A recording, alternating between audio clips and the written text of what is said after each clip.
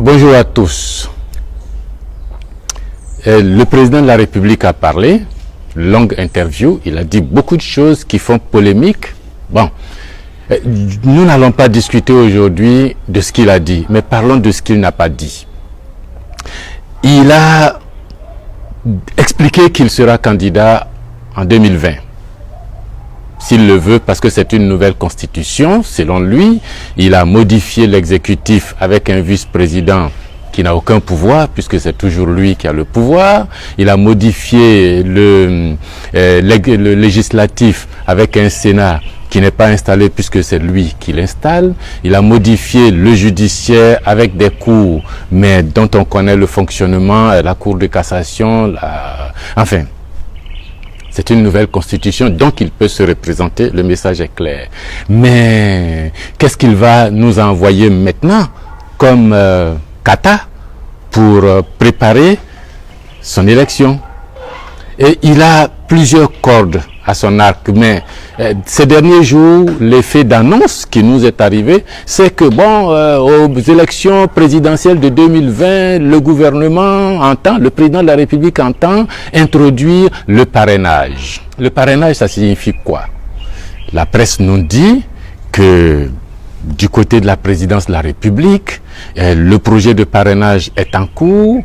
Comme au Sénégal, le président Ouattara entend introduire le parrainage dans le système électoral ivoirien, ce qui voudrait dire que tous les candidats à la présidence de la République devraient mobiliser un certain nombre de signatures des élus de Côte d'Ivoire.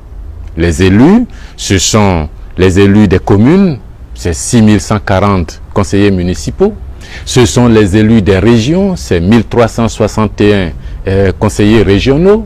Ce sont les sénateurs, 66 disons, mais s'il augmente tout, on ira à 99. Ce sont les députés, 255.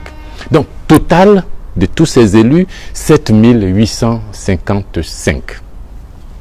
Le président Ouattara va décider que chaque candidat à la présidence de la République puisse aller chercher un certain nombre de signatures de ses conseillers municipaux, conseillers régionaux, députés et sénateurs.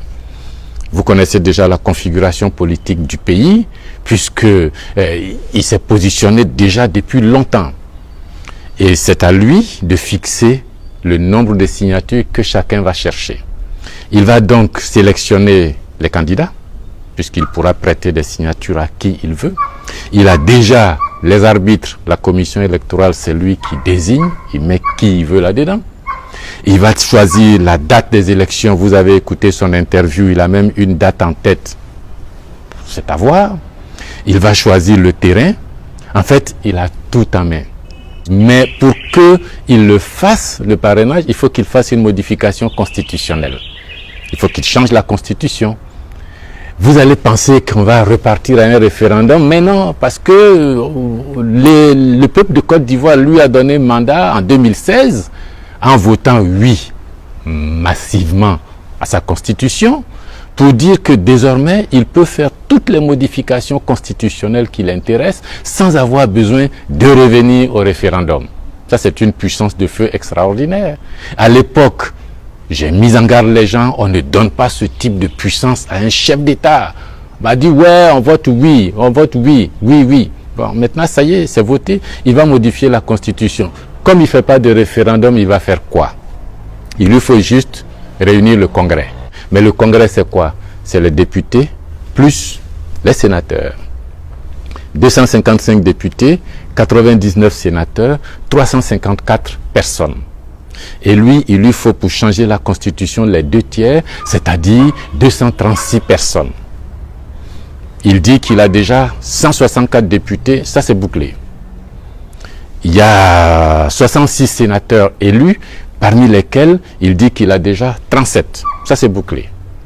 Si vous ajoutez 164 aux 37, vous arrivez à 201 élus qui sont déjà prêts pour ce que Ouattara va leur dire de faire. Il lui reste encore un petit lot parce qu'il faut 236. Et là, si vous ajoutez 164 à 37, vous êtes à 201. Qu'est-ce qu'il va faire? Vous vous souvenez qu'au Sénat, Il y a 66 qui ont été élus, et puis il a gardé 33 sous le coude. Chacun se demandait, mais il n'a qu'à nommer, pourquoi ils nomme pas ces sénateurs? Le moment est venu. Maintenant, il a besoin, pas de sénateurs, mais des gens qui vont l'aider à faire la révision constitutionnelle. Les 33 là, il va les nommer quand le moment sera venu. Et les 33 là, il ne les nommera que si ces gars sont d'accord pour la révision constitutionnelle. Donc il faut ajouter ces 33 au 201. Ça nous amène à 234. C'est pas tout parce qu'il lui faut 236. Il lui manquait encore 2. Et puis, Dieu merci, le 29 décembre 2018 là, il y a 3 sénateurs qui sont allés le rejoindre. Il y a 2 des Grands Ponts et puis 1 de l'Agnébitiassa. Ces 3 plus les 234, voilà, il en a 237 maintenant. Il est tranquille. S'il veut faire sa révision constitutionnelle, il a le nombre de membres du Congrès, les 2 tiers du Congrès, même plus une voix, qui sont prêts à lui donner ses voix. Il a toutes les cartes en main. Ça veut dire que désormais, c'est lui qui contrôle la commission électorale, il contrôle l'arbitre, donc, il contrôle les juges de touche, il contrôle les candidats, il contrôle les joueurs, il contrôle tout. Et vous pensez qu'il va perdre ces élections-là? Non, non, non, non. Maintenant, c'est à vous de décider. Que vous soyez opposant, que vous soyez de la société civile, que vous soyez même partisan de Ouattara, il faut savoir que ce type de réforme va nous conduire à la catastrophe. Ça va conduire au chaos.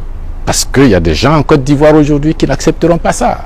Il y a des gens en Côte d'Ivoire ici. Vous avez vu, il a pris le pouvoir en 2011 et depuis 2011, même ses propres partisans sont en train de partir. Que ce soit Bédié, que ce soit Soro, que ce soit les Forces Nouvelles, que ce soit le PDCI, tous sont en train d'être déçus de sa gestion. Si, dans cette ambiance de déception, on lui donne la possibilité de continuer dans ce sens-là, soyez sûr que les années qui vont venir ne vont pas être des années tranquilles. Déjà là, ça fait plus d'1 mois que les enfants ne vont pas à l'école, que les profs sont à la maison. Ça n'a pas l'air de préoccuper quelqu'un, ni les partisans de Ouattara qui ont leur mari, leurs enfants, leur école. Personne ne se préoccupe. Vous pensez qu'on va aller avec un pays là comme ça, loin, que peu importe le taux de croissance, 10, 15, 20%, si vous avez un pays qui ne travaille pas, que la dette vient vous faire du taux de croissance, vous n'irez nulle part. Ça, il faut que ce soit clair. Et ces élections ne doivent pas vous cacher cette vérité.